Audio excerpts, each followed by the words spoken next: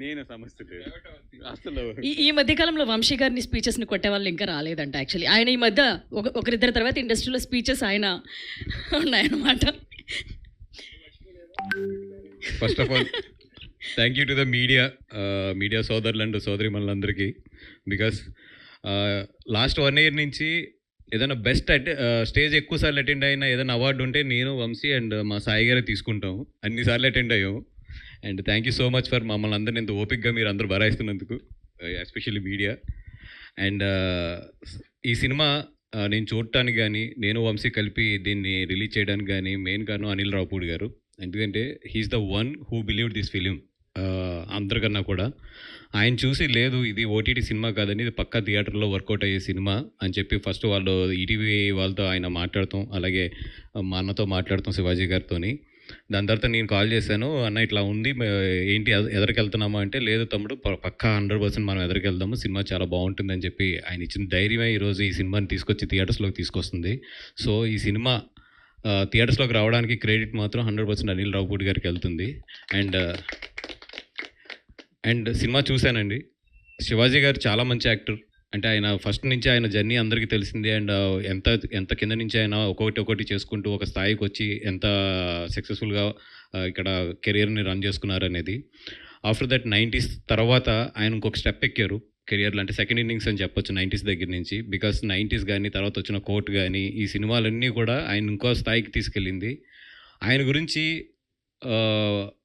మనందరికీ తెలిసిందే. నిజంగా ఈ సినిమాలో నేను ఆయన కన్నా కూడా ఎక్కువ సర్ప్రైజ్ అయినా లై గారి గురించి. అంటే ఆవిడ్ని చాలా క్యారెక్టర్స్లో చూసాము, చాలా సినిమాల్లో చూసాము, కానీ ఈ సినిమా అయితే ఇరగ్గొట్టి పడేసింది ఆవిడ. ఈ సినిమా అయితే ఇరగ్గొట్టి పడేసింది ఆవిడ. ఇది రాసుకొని నేను చెప్తున్నాను. నేను ఎప్పుడు కూడా ఒక సినిమాలో ఒక ఎనర్జీ ఉంటుందని చెప్తాను కదా. ఈ సినిమాకి అయితే ఎనర్జీ ఆవిడే ఇరక్కొట్టి అవతలేసేసింది సినిమాని. డెఫినెట్గా ఆవిడకైతే మాత్రం ఇంకా సినిమా చూసిన తర్వాత బయటకు వచ్చాక మాత్రం లై గారు బాగా గుర్తుంటారు అందరికీ. అండ్ వీళ్ళిద్దరు కాంబినేషన్ అయితే మాత్రం 100% మళ్ళీ మనం ఎంజాయ్ చేయబోతున్నాం. ఈ సినిమా అంటే ఎప్పుడు కూడా క్రైమ్ థ్రిల్లర్స్లో ఎక్కువ కూడా ఏంటంటే డార్క్ కామెడీ వైపు వెళ్తాం. జనరల్గా ఏంటంటే అది ఒక మోడల్ కింద ఉంటుంది. బట్ ఈ సినిమాలో నిజంగా డైరెక్టర్ని మెచ్చుకోవాల్సిన విషయం ఎక్కడంటే ఒక క్రైమ్ థ్రిల్లర్ని చాలా ఫ్యామిలీ పరంగా చెప్పుకుంటూ వచ్చారు. ఎక్కడ కూడా క్రైమ్ థ్రిల్లర్ కింద ఉంటుంది, at the same time families enjoy చేసేటట్లు ఉంటుంది. అండ్ దానికి నిజంగా అతను రాసిన రైటింగ్ కానీ స్క్రీన్ ప్లే కానీ చాలా బాగా చేసుకున్నాడు. అండ్ ఈటీవీ ఉంటే దాని వెనకాలే Bunny Vasu and Vamsi Nandipati last 1 year నుంచి వెళ్తూ ఉన్నారు. ఫర్దర్గా కూడా మంచి జర్నీ కంటిన్యూ అవుతుంది అని చెప్పి కోరుకుంటున్నాం. ఎందుకంటే వాళ్ళు కష్టపడి బాగా సినిమా తీస్తారు, నేను దాన్ని రిలీజ్ చేసి బాగా సంపాదించుకుంటాను. ఇది చాలా బాగుంది, నాకు హ్యాపీగా ఉంది. అలాగే మమ్మల్ని వదలకుండా ఈటీవీ జాగ్రత్తగా ఇలాగే 4 డబ్బులు ఇచ్చి చక్కగా మేము అందరం కూడా కొంచెం ఆస్తులు సంపాదించుకునేటట్లు కోఆపరేట్ చేయాలని చెప్పి కోరుకుంటూ, కోఆపరేట్ చేయాలి మరి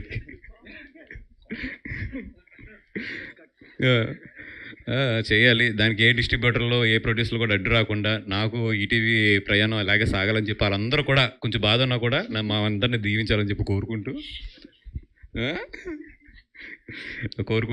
ఈ సినిమా కూడా ఇప్పుడు మా successful combination ETV and Vamsi నా కాంబినేషన్లో ఎంత సక్సెస్ఫుల్గా రన్ అవుతుందో ఈ సినిమా కూడా అంత బాగా సక్సెస్ఫుల్గా రన్ అవ్వాలని చెప్పి కోరుకుంటున్నాం.